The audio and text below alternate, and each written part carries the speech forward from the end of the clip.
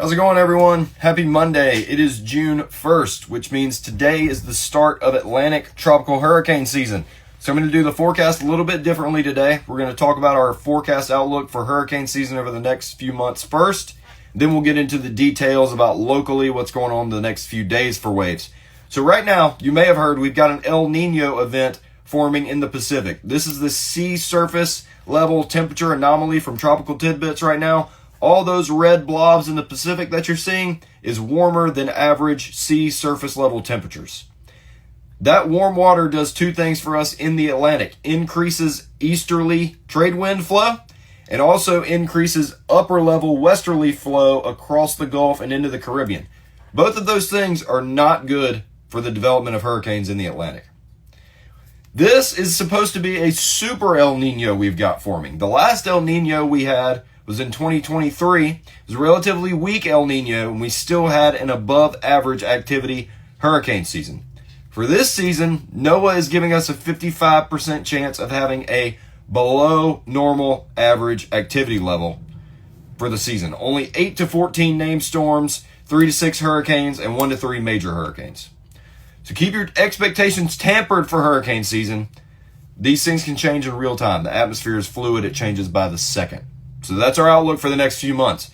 Today, there is a little wave working its way in out there. 2.5 feet at 6 seconds out of the southeast.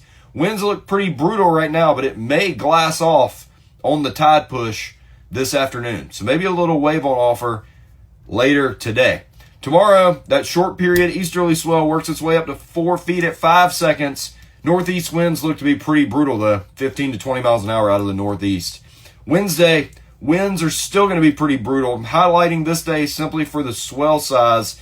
5.5 feet at 7 seconds out of the east. But again, winds are going to be absolutely cranking, going more easterly by the end of the day.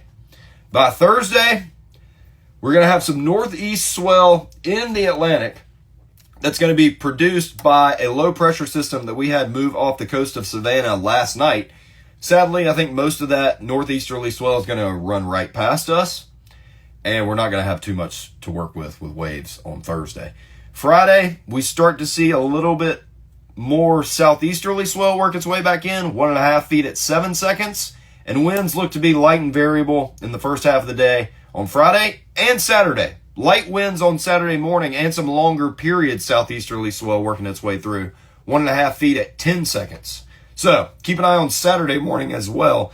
And then by Sunday, we're down to 1.7 feet at 9 seconds of that east-southeasterly swell, and onshore winds return in the afternoon. So there's your tropical season outlook. There's your forecast for the week. Everyone have a wonderful next few days. Happy summertime. You.